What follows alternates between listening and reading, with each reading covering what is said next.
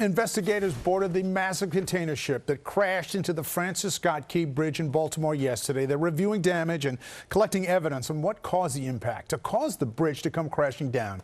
They've also recovered the ship's black box containing details on the function of the ship in the moments before the disaster struck.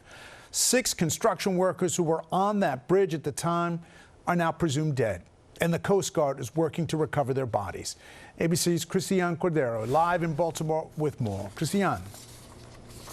Yeah, guys, the search and rescue teams worked for 18 hours yesterday, in the end saying they don't believe the 6 construction workers who were on that bridge and presumably fell into the water during the collapse are alive.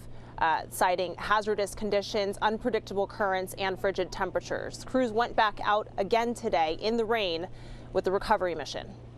Today, local, state, and federal leaders are mapping out the long road of recovery after the collapse of Baltimore's Francis Scott Key Bridge. Rebuilding will not be quick or easy or cheap, but we will get it done. NTSB investigators boarded cargo ship Dolly, collecting evidence and surveying damage. We do have a download from the voyage data recorder that we've sent back to our lab to evaluate the data and begin to construct a timeline of events. Video from moments before the collision show the ship's lights flicker off twice. Witnesses capture the moment of impact. Yo! After having just driven across the bridge for what they didn't realize would be their last time. I was in a lot of shock. I just was in a lot of disbelief. It was unfathomable. ABC News has obtained records showing the Dolly, built in 2015, has had at least 2 documented incidents in the past. A June 2023 inspection found a deficiency for steering and auxiliary machinery concerning gauges, thermometers, etc.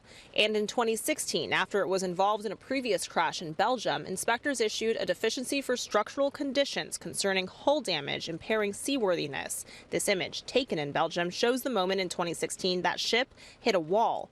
Tuesday overnight, when it hit Baltimore's Key Bridge, 8 construction workers were on it, fixing potholes. Out of all of them, who officials say went into the water, 6 are now presumed dead. Work is undergoing to recover their remains, and our thoughts and prayers are with their loved ones whose lives are never going to be the same. The Coast Guard is launching its own investigation in coordination with the NTSB. They also say that they are preparing for the process of removing the ship and reopening the waterway.